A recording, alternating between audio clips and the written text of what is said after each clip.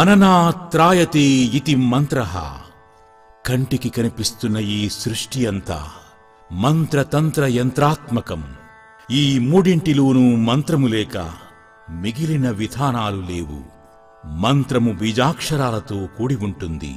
మంత్రవేత్త, మంత్రద్రష్ట మంత్రములలో దాగిన బీజాక్షరాలను ఉపాసన చేసి వాటి వెనుక గల అధిష్టాన దేవతలను దర్శనం చేసిన వారు ఋషులు అవుతున్నారు. మంత్రదీక్షను శక్తివంతులైన దీక్షా గురువుల నుండి మాత్రమే గ్రహించవలసి ఉన్నది. ఈ నేపథ్యంలో ఆందోళనతో నిండిన ఈ ప్రపంచానికి శాంతిని కలిగించే విధానంలో మంత్రమూర్తులైన గురుస్వరూపాల ముఖతః మంత్రోచ్చాటన, దాని విధి విధానాలను ప్రామాణికంగా శాస్త్రబద్ధంగా స్వామీజీల ద్వారా, గురువుల ద్వారా మంత్ర విశిష్టతను, ఆ మంత్ర అధిష్టాన దేవత గురించి విపులంగా విశ్లేషణాత్మకంగా వివరించే కార్యక్రమమే మంత్ర మహిమ. ఓం నమో వెంకటేశాయ. మంత్రమహిమ కార్యక్రమానికి స్వాగతం, సుస్వాగతం. మంత్రమహిమ కార్యక్రమంలో మనము తిరుమల తిరుపతి గురించి, తిరుమల కొండ అంటే శ్రీపర్వతం గురించి, ఆ శ్రీపర్వతం మీద వెలిసిన వరాహ వెంకటేశ్వర స్వామి గురించి, శ్రీనివాస వెంకటేశ్వర స్వామి తత్వం గురించి మనము ఆచార్యులు డాక్టర్ ఆకెళ్ళ విభీషణ శర్మ గారిని అడిగి తెలుసుకుందాం. నమస్కారం గురుగారు. నమస్కారం. గురుగారు, అసలు తిరుమల తిరుపతి అంటే అర్థం ఏంటంటే? వెంకటాద్రి సమం స్థానం బ్రహ్మాండే నాస్తి కించన వెంకటేశ సమోదేవో నభూతో నభవిష్యతి. ఆబాలగోపాలం ఎవ్వరు కూడా ఈ శ్లోకాన్ని నోటికి రానటువంటి వాళ్ళు ఉండదు. కానీ దీని అర్థాన్ని ఎప్పుడన్నా గమనించండి, మన తిరుమల తిరుపతి వైభవం అంతా తెలుస్తుంది. అసలు ఈ శ్లోకమే వేదవ్యాసులు వారు చెప్పారు కాబట్టి ప్రమాణం అనాలి. మామూలుగా ఎవరైనా చెప్తే మనం అసలు దాన్ని అంగీకరించాం. ఎందుకని? వెంకటాద్రి సమం స్థానం బ్రహ్మాండే నాస్తి కించన. ఇప్పుడు వెంకటాద్రి లాంటి స్థానం ఈ బ్రహ్మాండంలోనే లేదు. ఎలా అంటారండి? అయోధ్య, మధుర, మాయా, కాశీ, కాంచి, అవంతిక, పురి, ద్వారవతి చైవ అని చెప్పి మోక్ష ధామాలు చెప్తున్నాం కదా. అందులో మనకి కాశీ అనేటువంటిది ఎంత ముఖ్యం, శ్రీరంగం ఎంత ముఖ్యం. అలాగే మధ్వాచార్యుల వారి యొక్క ప్రతిష్టాపనలో ఆధ్వర్యంలో జరిగినటువంటి ఆ అష్ట మఠముల యొక్క పవిత్రత ఎంత గొప్పది. మంత్రాలయం రాఘవేంద్ర స్వామి వారిని స్మరించిన వాళ్ళు ఎవళ్ళు. త్రిమతాలకు కూడా ఆదరణీయమైనటువంటి క్షేత్రాలు ఇంకా కూడా ఎన్నో ఉన్నాయి. కానీ ఎందుకని వెంకటాద్రి సమం స్థానం బ్రహ్మాండే నాస్తి కించన? ఎలా ఒప్పుకుంటాం దీన్ని? ఏమాత్రం మనసుకి ఒప్పుకోవాలనే అనిపించే అంశం కాదు. వెంకటేశ సమోదేవ న భూత న భవిష్యతి. ఇదేమిటిది?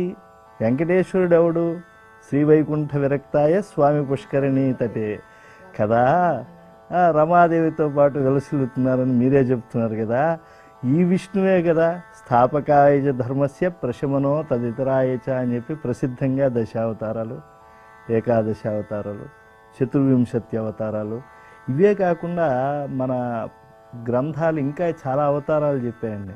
ఒకసారి ఏకాదశి చేస్తే పాపం ద్వాదశి రోజు పార్వణ చేయటం, ఏకాదశి విధిని పూర్తి చేయటం. వారు శుచిస్నాతులు వేయాలి ఋషులు. అప్పుడు ఆకలేస్తుందో పక్క, అయ్యో కనీసం తులసి తీర్థం కూడా దొరకట్లేదని మహర్షులు బాధపడుతూ ఉంటే స్వామి పొట్టి మామిడి చెట్టు అయిపోయారట. అప్పటికప్పుడు అక్కడ నదీ జలం విరజ ప్రవహించిందిట. వెంటనే ఆ పళ్ళు కోసి విష్ణు నివేదనం చేసుకుని అక్కడ ఆ విరజలో కడుక్కుని వాళ్ళు తల్లి పాలు తాగుతూ ఉంటారే, ఏమాత్రం అడ్డు లేకుండా అలా హాయిగా ఆ ముచ్చిగా ఒలిచి దాన్ని సమర్పణం చేసినవిగా అలా తీసుకున్నారు అని చెప్పి అదొక అవతారంగా భాగవతాది గ్రంథాలు చెప్తున్నాయి. కనుక అటువంటి కరుణామూర్తి అయినటువంటి స్వామి పూర్వం ఉన్నాడు, ఇంకా భవిష్యత్ అవతారాలు కల్కి ఇలాంటివి ఉన్నాయి కదా. ఇలాంటి నేపథ్యంలో వెంకటేశ సమోదేవో నభూతో నభవిష్యతి అనే మాట కూడా వ్యాసులు వారు చెప్పారు కాబట్టి అంగీకరించాలి. ఇక్కడ ఒక రహస్యం ఉందండి. వెంకటాద్రి సమం స్థానం బ్రహ్మాండే నాస్తి కించన అని ఎందుకన్నారంటే, మనం కొన్ని పుణ్యతీర్థాలు, పుణ్యక్షేత్రాలు అని వ్యవహరిస్తున్నాం. ఒక మహిమ, 2 మహిమలతో ఉంటాయి. ఇప్పుడు గంగోత్రి ఉంది, ఇక్కడ గంగ ప్రవహిస్తుంది కనుక అక్కడ గంగలో స్నానం ఆచరించడమే పవిత్రం. అలాగే కొన్ని క్షేత్రాలు ఉన్నాయి, ఆ క్షేత్రాలు అక్కడ ఉండేటువంటి దేవతా ప్రాధాన్యంతో ముడిపడి ఉంటాయి. ఇప్పుడు ఉదాహరణకి వైనతే ఆగస్త్య సంహితమైనటువంటి గోదావరి, అలాగే తొండవరం అనేటువంటి గ్రామంలో తుండీశ్వరుడు అనాలి, తొండేశ్వర స్వామి అంటారు. వినాయకుడు అక్కడ ఈశ్వర ప్రతిష్టాపనం చేసి భారత రచన ప్రారంభించారు. తూర్పుగోదావరి జిల్లాలో ఉంది. అలాంటి క్షేత్రాలు తొండవరం ఉండగా, గంగోత్రి ఉండగా, మరి నైమిషారణ్యం ఉంది. నైమిషారణ్యం పురాణాలు పుట్టినిల్లు. కథ కంచికెళ్ళింది అని అన్నట్లుగా పురాణం ఎక్కడ పుట్టింది అని అనగానే తొలి నైమిషారణ్యమున. మీరు వ్రత కథలు తీసుకోండి, లేకపోతే మాస పర్వాలు తీసుకోండి. శ్రావణ మంగళవారం వ్రతం చేయాలన్నా, మంగళగౌరి వ్రతం చేయాలన్నా తొలి నైమిషారణ్యము, సత్యనారాయణ స్వామి వ్రతం చేయాలన్నా తొలి నైమిషారణ్యమున సౌనకాది మహర్షులకు సూతుడు ఇట్లు చెప్పాడు అని వస్తుంది. కాబట్టి ఇలాగా అది పురాణాలు పుట్టినిల్లు. ఇలా ఏదో ఒక మహిమ ఉంటుంది, తీర్థము, క్షేత్రము, దైవము. కానీ వెంకటాచలం త్రివిధాత్మకమైన మహిమలకు కూడలి.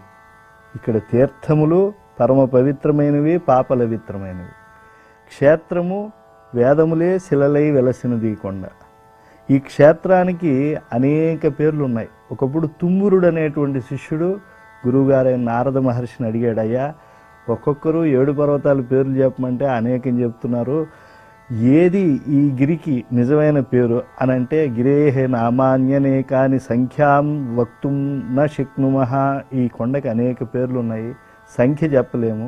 కానీ ఏ నామానికి ఆ నామమే పవిత్రమే. ఎందుకంటే ప్రతి నామము ఎలా వస్తుందంటే ఒక్కో యుగంలో ఒక్కో పేరు నిందంట కదా, ప్రసిద్ధంగా ఉంది అని మాట. అక్కడ అంటే కృతే వృషాద్రిం వక్ష్యంతి, త్రేతాయాం అంజనాచలం, ద్వాపరే శేషశైలంచ, కలౌ శ్రీ వెంకటాచలం. కృతయుగంలో ధర్మదేవత, వృష అంటే ధర్మం, కాబట్టి ధర్మదేవత తపస్సు చేసింది కాబట్టి వృషాద్రి అని పేరు వచ్చింది. త్రేతాయాం అంజనాచలం, అంజనాదేవి తపస్సు చేసింది కాబట్టి త్రేతాయుగంలో అంజనాచలంగా వ్యవహరించారు. ద్వాపరే కృతే వృషాద్రి వక్షంతి, త్రేతాయాం అంజన, ద్వాపరే శేషశైలం, శేషుడు తపస్సు చేశాడు. చూడండి, తపస్సు చేస్తే కానీ ఆ పర్వతానికి ఆ పేరు రావడం లేదు, తపోభూమి అది. అలాగే కలౌ శ్రీ వెంకటాచలం, కలియుగంలో వెంకటాచలం. ఇప్పుడు ఎవరు తపస్సు చేశారు అంటే అందరి కోసం ఆయనే వచ్చాడు, అందరి కోసం ఆయన అర్చామూర్తిగా వెలసిల్లుతున్నారు. అంతేకాకుండా అండి, వేంకారో అమృత బీజంతో కటం ఐశ్వర్యముచ్యతే, అమృతైశ్వర్య సంఘత్వాత్ వెంకటాద్రి ఇతి స్మృతః. అక్షయమైనటువంటి అమృతం అంటే తపస్సుక సంపద అనుకునే వాళ్ళకి తపోధనం, శీలము సంపద అనేటువంటి వాళ్ళకి శీలధనం, అలాగే నిజమైనటువంటి భౌతికంగా అందరూ ఎక్కువగా భావించేటువంటి ధనము అని అనుకుంటే ఆ ధనం. ఇలాగా వారు లేకపోతే విద్య కోరుకునేటువంటి వాళ్ళకి విద్యాధనం అన్నీ సమర్పించేవాడు, అక్షయంగా అనుగ్రహించేటువంటి వాడు కనుక కలౌ శ్రీ వెంకటాచలం. ఆయన వెంకట నాయకుడు అని అంటే అమృత స్వరూపుడు, అది అక్షయంగా ఇస్తాడు ఆయన. నా వంశం తరించాలి అని నేను కోరుకున్నాను అనుకోండి, నా వంశీయులు ఎప్పటి వరకు కూడా వాళ్ళ అనుష్ఠానంతో ఉంటారో అప్పటి వరకు ఇస్తాడు. ఇప్పుడు ధూర్జటి కాళహస్తి మహాత్మ్యాన్ని చెప్పాడు. అమృతలింగాకరమైన కాళహస్తి పట్టణం యొక్క గొప్పతనం తెలియాలి అని అంటే ధూర్జటి కాళహస్తీశ్వర మహాత్మ్యం శతకం చదవాలి. కానీ అక్కడ సేవ చేసినటువంటి వాళ్ళు పూర్వీకులు ఎవరు మనకి పెద్దగా కనిపించరు. అలాగే భద్రాచలం ఓ దమ్మక్క కావచ్చు, రామదాసు కావచ్చు, వీళ్ళందరూ ఉన్నారు. కానీ వాళ్ళెవళ్ళు ప్రత్యక్ష సేవలో పెద్దగా కనిపించడం లేదు మనకి. వాళ్ళ పేరిట ఏవో కొన్ని ఉన్నాయి తప్పించి. మనకి ఇక్కడ తాళ్ళపాకవరు వంశం, అనంతాళ్వాన్ల వంశం, తిరుమల నంబి వంశం త్రయకంకర్యం చేస్తున్నారు కదా. దివ్యం వియత్ సరిత హేమఘటేషు పూర్ణం ధృత్వాద్య వైదిక శిఖామణయ ప్రహృష్టా తిష్టంతి వెంకటపతే తవ సుప్రభాతం అని చదువుతుంటే వాళ్ళు కొండలతో వస్తున్నారు. అలాగే సన్నిధి గొల్ల, ఇలాగా వంశాలు పేర్లు చెప్పుకుంటూ ఉంటే ఎన్ని వంశాలు కనిపిస్తాను. ప్రత్యక్షంగా కైంకర్యంలో ఉన్నారు కదా. ఎప్పుడు ఈ కొండ మనకి వచ్చిందండి? ఈ కొండ ఎప్పుడు వచ్చింది అనేటువంటిది 2 విధాలుగా మనం స్పష్టం చేసుకోవాలి. ఒకటి ఏమిటి అని అంటే, అగాధమైనటువంటి జలరాశిలోంచి భూమాదేవిని అప్పుడు ఉండేటువంటి హిరణ్య అక్షుడు అనేవాడు పీడిస్తూ ఉంటే, అప్పుడు ధర్మదేవత చాలా రోధించింది గోరూపాన్ని ధరించి, భూమి లేదు అని చెప్పి. భూమి ధర్మం పైన వెలసిల్లాలి కదా, విశ్వమంతా ఉంటుంది కానీ భూమిపై ఉన్నప్పుడే దానికి పరిపూర్ణత ఏర్పడుతుంది. కాబట్టి యజ్ఞయాగాదులు ఇక్కడ జరిగితేనే అవి పైన దేవతలకి అవన్నీ అందుతూ ఉంటాయి. పితృదేవతలకి కవ్య రూపంలో అందుతాయి, వీళ్ళకి హవ్య రూపంలో అందుతూ ఉంటాయి. కాబట్టి దేవత పితృదేవతలకి హవ్య కవ్యాల సమర్పణకు ఎప్పుడైతే నోచుకోలేదో సృష్టిలో ధర్మదేవత రోధించింది. ధర్మదేవత తపము ఆచరించినటువంటి క్షేత్రము ఆ సముద్ర పైన ఒక భాగము, అది చాలా పాపలవిత్రమైంది, పరమ పవిత్రమైంది. అక్కడ వృషాద్రి అనేటువంటి పేరు వచ్చింది. ఎప్పుడైతే భూమాదేవిని అగాధ జలరాశి నుంచి ఆదివరాహస్వామి తన ప్రన్నని ఒంటికోరపైన ఉద్ధరించాడో అక్కడ ఎన్ని వర్ణనలు ఉన్నాయో మహాకవులవి. కళ్ళమ్మ నీళ్లు వచ్చేట్టుగా తెనాలి రామకృష్ణ మహాకవి అంటారు, చాలా సుందరంగా భూమి ఆ తెల్లని ఒంటికోరపై నల్లగా భాసిల్లుతోంది అని. జయదేవులు అంటారు, తెల్లని మేనుపైన నల్లని కస్తూరి పూత పూసినట్టుగా. అంటే భూమి తత్ర గంధవతి పృథివీ అని కదా తత్వం. ఆ గంధం ఆ యొక్క మృతికకి ఉంటుంది, మృగమదానికి ఉంటుంది. అలా వర్ణించారు. ఈ భూమి ఏమి కోరిందంటే, స్వామి నాకు ఇంకా భయం పోలేదు, అంశ రూపంలో నువ్వు ఈ భూమిపై ఉండు, నన్ను నీ యొక్క తొడపై ఉంచుకో అని చెప్పి ప్రార్థిస్తే భూమాదేవి కోరికని ఆదివరాహస్వామి మన్నించాడు.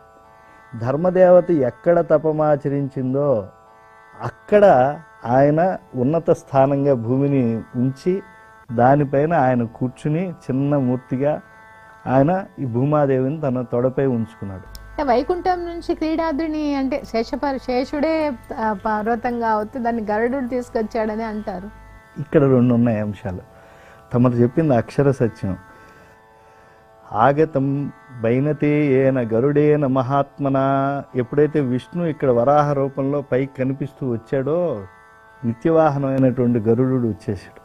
వస్తే స్వామి ఆజ్ఞాపించు అని చెప్పి ప్రార్థించాడు. నిత్యముక్తుల్లో మేటి కదా, సర్వసన్నతకాయుడు కదా.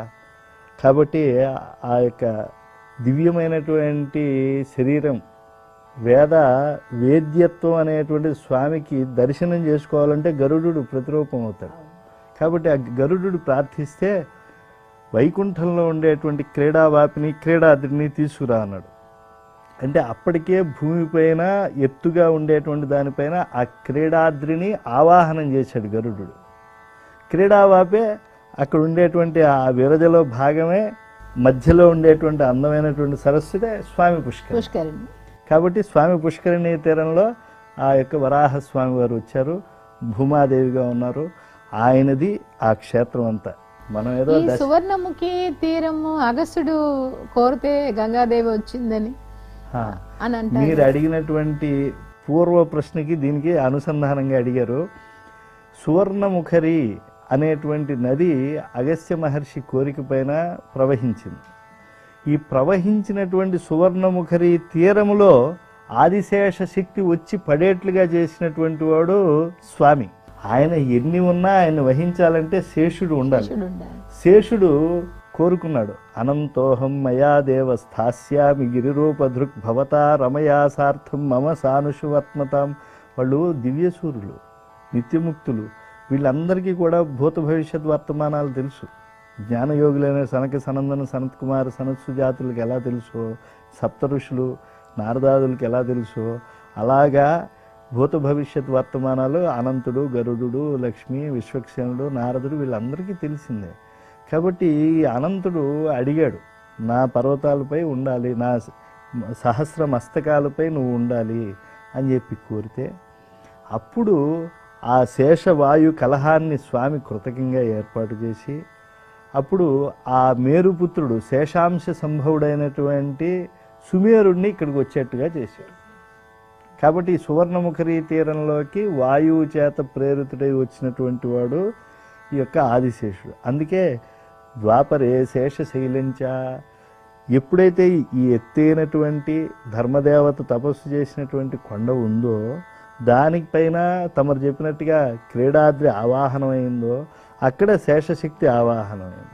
అక్కడ అంజన తపస్సు చేసింది. అక్కడ ఎవరు తపస్సు చేసినా కూడా వారి కోరికలు తీరుతాయి. రాక్షసులు, దీనికి వృషాద్రి వృషభాద్రిముఖి అని ఉంది కదా. వృషభుడు అనేటువంటి వాడు చాలా విచిత్రమైన కోరిక, రాక్షసుడు వాడు. రాక్షసులు ఎలా కోరుతారు? విన్నపాలు వినవలే వింత వింతలు పన్నగపు దోమతెర పైకెత్తవేలయ్యా. ఆ భగవంతుడిని మోక్షం ఒకటి తప్పించి సర్వసాధారణంగా భక్తులు అనేక కోరికలు కోరుతూ ఉంటారు. ఈ విచిత్రం ఏమిటంటే ఒక్కొక్కడు ఒక్కో కోరిక. ఇప్పుడు కుంతి అడిగింది, అందరిలో అడిగింది ఆ తల్లి కష్టం అడిగింది. విపద సంతున శాశ్వత్ యాస సంకీర్త్యతే హరి. కష్టాలు వద్దని కదా, ఆపదలు వద్దని ఆపద మనం ముక్కులు వాడిని అడుగుతాము, ఆమె కోరుకుంటాం. కష్టం కావాలని అడుగు. ఎందుకంటే యాసు సంకీర్త్యతే హరి, హరిని సంకీర్తించవచ్చు అని చెప్పి ఆమె మన అంటే కష్టం వచ్చినప్పుడే మనసా వాచ కర్మన మనం అడుగుతాం కదా దేవుణ్ణి. ఆయన మన దగ్గర ఉండాలని కోరుకుంటాము, మనకి కాన్ఫిడెన్స్ ఇవ్వాలని కోరుకుంటాము. అలాగే మా రాక్షస జాతిని నువ్వు నశింపజేస్తూ ఉంటావయ్యా. నన్ను కూడా మరణం అనేటువంటిది ఆయన గొప్ప మాట అంటారు. మరణం ప్రకృతి శరీరినం వికృతి జీవితం ఉచ్యతే బుధై. జీవనం వికృతి, ప్రకృతి మరణం. ఈ తత్వం అర్థం కాదు చాలామందికి. నది యందు వచ్చేటువంటి నీటి బుడగ అశాశ్వతం, నీరు శాశ్వతం. ఈ జీవనం బుడగ వంటిది. కాబట్టి నేను ఎప్పటికైనా మరణిస్తాను. ఆ మరణించేదేదో నీ చక్రం ద్వారా వస్తే మరణిస్తే, కాబట్టి నాశం ఉండదు, అప్పుడు వినాశం అవుతుంది, మోక్షం లభిస్తుంది. కాబట్టి ఈ మోక్షాన్ని మా రాక్షస సంహారం చేయగలిగిన వాడు నువ్వే కదా. కాబట్టి నువ్వు వెంటనే నాకు ప్రత్యక్షమయ్యి నాతో యుద్ధం చేయని తపస్సు చేశాడు. స్వామి ప్రత్యక్షమయ్యాడు. యుద్ధ భిక్షాంచ దేహిమే అన్నాడు. ఆయన యుద్ధ భిక్ష ఇచ్చాడు. సరే కాసేపు యుద్ధం చేశారు. అంటే తాతగారు మనవడితో ఆడుకుంటూ అంటూ ఉంటాడు, అబ్బా వాళ్ళు చేస్తున్నావేనని. అలాగా కొన్ని ప్రశంసలు అన్నాడు. చివరికి శత్రుభయంకరమైనటువంటి సుదర్శన చక్రాన్ని తీశారు ఆయన దక్షిణ కరాగ్రం పైన. అర్థమైపోయింది. దండవత్ పతితో భూమ్న, ఒక కర్ర నేల మీద వేస్తే ఎలా పడతాడో అలా రాక్షసుడి కింద పడి, స్వామి మన్నాంనా, నా యొక్క పేరుతో ఈ కొండ ఇకపైన ప్రసిద్ధం కావాలి అంటే తథాస్తు అన్నాడు. ఈ 7 కొండలు 7 కొండల్లాగుందా, లేకుంటే మొత్తం సమూహాన్ని మనం ఆ పేర్లతో పిలుచుకుంటాం? 7 కొండలు అనేటువంటి వాటిని దర్శించేటువంటి వాళ్ళ యొక్క దృష్టిని బట్టి ఉంటుంది. సృష్టిలో అతి విచిత్రమైనటువంటివి 7 కొండలు. కొంతమంది శుభేచ్ఛ, తనుమానస, సత్వాపత్తి ఈ జ్ఞాన భూమికలుగా దాన్ని భావన చేస్తారు. వాగ్గేయకారులు ఇంతమంది, ఇక్కడ త్రిమతాచార్యులు, ఇప్పుడు త్యాగరాజస్వామి అద్వైతి, పగరు వెన్నెలలాగా లేదా పొగరు వెన్నెలలాగా తమ కవిత్వ ధారలను లోకానికి పంచినటువంటి అన్నమయ్య వంశం వారు విశిష్టాద్వైతులు. అలాగే ద్వైతులు విజయదాసు, విఠలదాసు, కనకదాసులు, వీళ్ళందరూ కూడా హరిదాసులు. త్రిమతాచార్యులు వీటిని సరిగమ పదనిష, మనని సరిగా పదమని చెప్పేటువంటి సరిగమ పదనిషలే 7 కొండలు అన్నారు. కాదు కాదు, సహస్రార చక్రం చేరుకోవటానికి 7 చక్రాలు ఉంటాయి. ఈ యొక్క 7 చక్రాలు అని భావించారు. మంచి ఉత్తమమైన ప్రశ్న అడిగారమ్మా. దీని గురించి ఒక్క నిమిషం చెప్పాలి. వేదాల్లో లేనటువంటివి లేవు. అందుకే అన్నమయ్య దీన్ని మనం జాగ్రత్తగా పట్టుకోవాలి. పూర్వపుట అంజనాద్రి పొడవాటి కొండ కట్టెదురా వైకుంఠము కాణాచేన కొండ అన్నాడు. కట్టెదురా అంటే కడుని ఎదురుకుండా, అంటే మన ఎదురుకుండా వైకుంఠానికి మణిదర్పణం పట్టేటువంటి కాణాచేనటువంటి కొండ ఉంది. ఈ పూర్వపుట అంజనాద్రి వేదములే శిలలై వెలసినది కొండ అన్నాడు. వేదములు శిలలు అవటం ఏమిటి అంటే, మనకి కృష్ణ యజుర్వేదంలో ఒక అంశం ఉంది. పూర్వం దేవతలు యజ్ఞం చేయాలి అని, అది సోమక్రతువు కావాలి అని వాళ్ళు సంకల్పించారు. సుముహూర్తం చక్కగా వాళ్ళు యజ్ఞాన్ని ప్రారంభించారు. సోమక్రతువుకి దీక్షకు 4, ఉపసద్ అనేటువంటి యజ్ఞక్రియాకాండకి 3. మామూలుగా 9 నెలలు మనం పరీక్షలకి చాలా ప్రిపేర్ అవుతాం, కానీ పరీక్ష 3 గంటలే. అలాగా ఉపసద్ అనేటువంటి యజ్ఞక్రియాకాండం 3 రోజులే. ఆ ఉపసద్దుకి అధిష్టాన దేవతలు 3, దీక్షకి చెందినటువంటి 4, 7 మందిని, ఆ సోమాన్ని ఇచ్చేటువంటి సుత్య వరాహ రూపంలో ఉండేటువంటి పొట్టి దేవత, ఆ దేవతని అక్కడ పెట్టుకుని 8 మందిని 8 అగ్రాసనాల పైన చక్కగా దర్భలను వేసి వాళ్ళని ఉపస్థితులను చేసి వీళ్ళు పూజ చేస్తూ ఉంటే సంధ్యాసమయం అసుర శక్తులు విజృంభించి దాడి చేశారు. అప్పుడు దేవతలకి దానవులకి పోరు జరుగుతోంది. దేవతలు ఓడిపోయే పరిస్థితి వచ్చింది, అసుర సంధ్యావేళ కాబట్టి. ఎందుకు వచ్చింది, మనం ఏదో యజ్ఞం అని వీళ్ళు ఆహ్వానం చేస్తే వచ్చాము, మనకెందుకు అని చెప్పి సోమరసాధి దేవతలైనటువంటి 8 మంది భూలోకానికి వచ్చేస్తున్నారు. వచ్చేస్తూ ఉంటే చాలా వేగంగా అసుర సంధ్య వేళల్లో రాక్షసులు దేవతలను జయించేసి వీళ్ళకి ఎదురుపడ్డారు. మామూలుగా ఎదురుపడిన తర్వాత ఒక్కొక్కసారి పరిగెత్తలేమండి. మన ఇంట్లో దొంగలు పడ్డారు, స్థానం అయిపోతాం, వెనక్కి నుంచి పారిపోదాం అనుకునేప్పుడు ఎదురుకున్న వాడు కర్ర పట్టుకుని నిలబడితే పారిపోయి తలుపేసుకోవాలి కదా. అలా కొయ్యల అలా 7 మంది 7 కొండలుగా బిగుసుకుపోయారు. ఆ మధ్యలో ఈ పుట్టిగా ఉండేటువంటి సుత్యాన్ని సోమరసాన్ని పట్టుకున్న దేవత బంధింపబడిపోయింది. ఇది ఇలా పర్వతాకృతిలోకి వచ్చి ఈ యొక్క శక్తులన్నీ ఆవహించినటువంటి ఈ పవిత్రమైన చోట ఇవన్నీ బంధించేశారు రాక్షసులు, రాక్షసమాయతో. వాళ్ళు అనుకుంటే ఆ సమయంలో వెంటనే ఆ సోమరసాన్ని తాగేసుకునేవాళ్ళు. కానీ రాక్షసుల ఆలోచన వేరుగా ఉంటుంది. అంటే సాక్షరా విపరీతాస్యేత్ రాక్షసాభవేయు. మనం ఏదో అక్షర జ్ఞానం పొందుతాం, పొందిన దాంతో క్షుద్రమైన ఆలోచన చేసాం అనుకోండి, మనమే రాక్షసులం, వేరే కాదు. సాక్షర రాక్షస వాళ్ళు ఏం చదువుకోని వాళ్ళు కాదు. వాళ్ళు ఎలా ఆలోచిస్తారంటే గురువుగారి దగ్గర నుంచి విద్య నేర్చుకుంటే అది జాతికి ఉపకరించకుండా ఎలా వినాశానికి వినియోగిద్దాం, మనకి స్వార్థానికి ఎలా వినియోగించుకుందాం అనేటువంటి వాళ్ళు. వాళ్ళకి ఆలోచన వచ్చింది, దీన్ని ఇప్పుడు తాగితే ఏం ప్రయోజనం, ఈ అమృతాన్ని సోమరసాన్ని మనం ఆకలి వేసినప్పుడు తాగుదాం అని రాక్షస మాయతో దాన్ని అక్కడే బంధించారు. మామూలు గుళ్ళో అనుకుంటారు, గుళ్ళో తీర్థం ఇచ్చారనుకోండి, తీర్థం ఇచ్చినప్పుడు ఏం చేస్తాం, కళ్ళకి అద్దుకుంటాం. ఎందుకంటే మనం మడిగట్టుకుని వెళ్తాం, దైవభావంలో ఉంటాం. అర్చకులు పూజ చేస్తూ ఉండే మంత్రాలు వినిపించే చోటు అక్కడ సాలగ్రామ శిలావారి పాపహారి విశేషత ఆజన్మ కృత పాపానం ప్రాయశ్చిత్తం దినే అని అది ఒక గుడ్డ మీద ఇలా పెట్టుకుని తాగేసి తర్వాత ఏమన్నా మిగిలిందేమో అని అనుమానంతో ఉత్తమాంగమైన శిరస్సు పైన ఇలా రాసుకునే వాళ్ళు కూడా ఉన్నారు కదా. అలా చేస్తే వాళ్ళు సాక్షరులు ఎందుకు అవుతారు, రాక్షసులు.